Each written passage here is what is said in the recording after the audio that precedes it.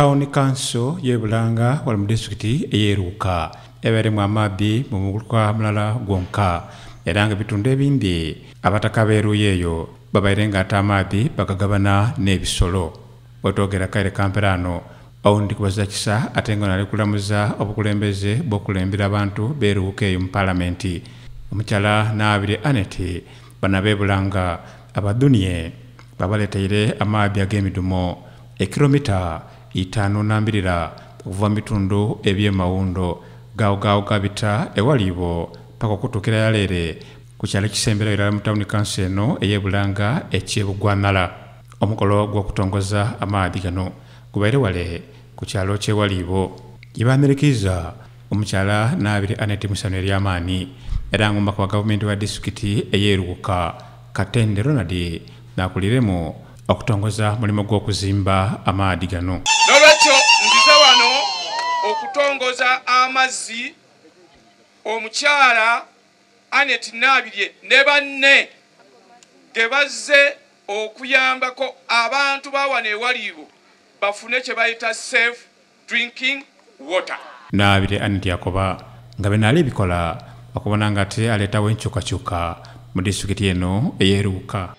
Yes, tulina aga naikonto aye naga pipe ate mangu ino twenda tugaita aga naikonto nishi ni pipe luwuka ekoleki eyo nenkulankula nateremera ku kintu kirala. RDC Katende Ronald akobye nga amaadhi gano ag'emidumo gajja kubanga gataasa bintu kamaala n'okusingirala obutabanguko mu maka mu bantu beeruye eyo. Abakyala b'ekyalo bano beetikkanya ebidomola ku mutwe n'abamu bibagaana okuwanvuwa.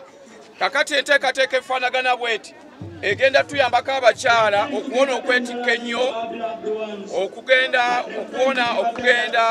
ku nzizi n'okulwayo abaami okubakuba emiggo ntibadde mu kwenda. Bino mulimu gunaaba gutambudde bulungi, ekitundu kino kijja kusobola n'okuyingiza amazzi mu nnyumba. Ssentebe w'RC yokusatu wa Bulanga Town Council Mukisa Emmanuel akobye nti omukyala Naabire Annette amulimireko olwimbi lunene ku nsonga y'amaadhi. Gaali gakoma mawundo aye butesaadi naali gatwala paka ku kyalo ekisembayo kyene kyebeeta Bugwanala. Edo liri 5 km wa abantu abandi babeere nga bazira amaadhi ng'entegedde gy'okunwa amaadhi bona ge bajja okuboneka nti bafuna amaadhi.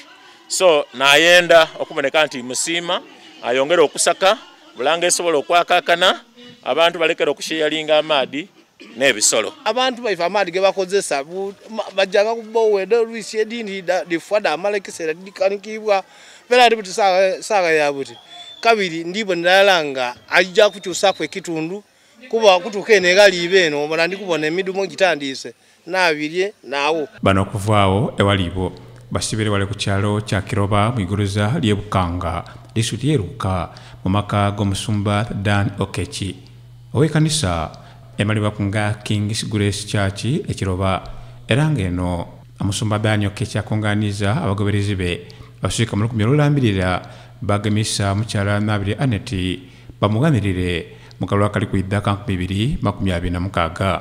Omusumba Dan Okechi n'abayikiriza be balaze isano olw'okufuna obufumbo obuyaka bwa Naabire Annette era kyo yanambeera yabaniriza mu isanu ery'amaani. Omukwano gw'olaze guno gumaintaininge era wano weene nenda okulayira nti tikayirayo mu ttiimu yindi njasigala mu ttiimu yo. Nsangayire entoize mu ttiimu eno ttiimu bikolwa kyendi kwenda okuba nti eno ttiimu tuli bakozi ate tuli bize.